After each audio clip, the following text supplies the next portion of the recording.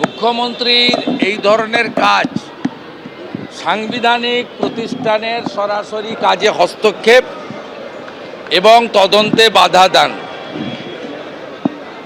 এটা একজন মুখ্যমন্ত্রী, তিনি শুধু রাজনৈতিক নেতা নেত্রী নন, প্রশাসনিক কর্তৃ। নিন্দা জানাই এবং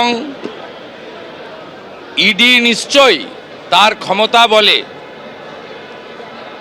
তাদের মুখ্যমন্ত্রীর বিরুদ্ধেও ব্যবস্থা নেওয়া উচিত বলে আমার মনে হয়েছে। সেই ব্যবস্থা তারা আইনের মধ্যে থেকে নেবেন।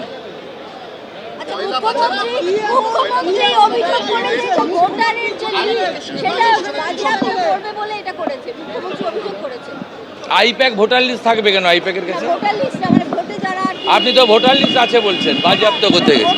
আইপ্যাকের কাছে ভোটার লিস্ট থাকবে কেন? আমি তদন্তের ব্যাপারে বলবো না, আমার জানা নেই। আমি বলবো না, আমি ইনভেস্টিগেশন এবং ইডির পার্টে ঢুকবো না, সরি। আমি মুখ্যমন্ত্রী যাওয়া, সিপি যাওয়াটাকে মনে করি অনৈতিক, অসাংবিধানিক, কেন্দ্রীয় সংস্থার তদন্তে সরাসরি বাধা দান। মুখ্যমন্ত্রী এর আগেও করেছেন রাজীব কুমারের বাড়িতে রেড হওয়ার সময়, এবং তিনি 5 ঘন্টা ধর্ণা দিয়েছেন নিজাম প্যালেসে।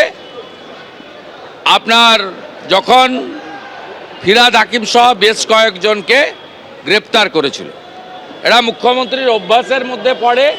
কিন্তু কেন্দ্রীয় তদন্তকারী সংস্থা তার যে সাংবিধানিক অধিকার আছে সেই অনুযায়ী যদি এই তৃতীয়বারেও এই মুখ্যমন্ত্রী এবং সিপির বিরুদ্ধে ব্যবস্থা না নেন, তাহলে কিন্তু পশ্চিমবাংলায় ভুল বার্তা যাবে। আইপ্যাক কি পার্টি অফিস নেই? আইপ্যাক একটা কর্পোরেট সংস্থা, তাদের বিরুদ্ধে অভিযোগ আছে, তদন্ত করবে, তারা দেখিয়ে দেবে কাগজপত্র, তাদের রিটার্ন ফাইল সব কিছু পরিষ্কার আছে।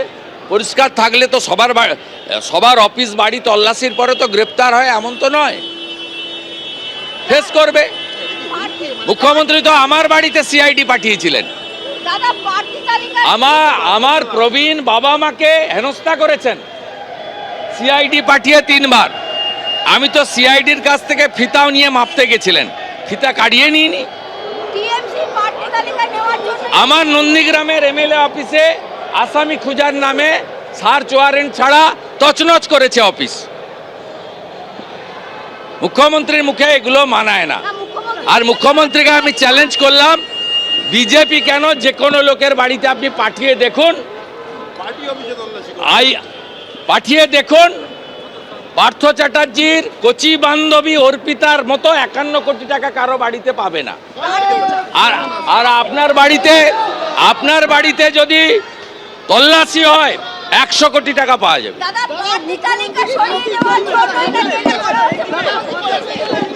আমি আপনাকে আবারও বলি, IPAC not at all a political organisation.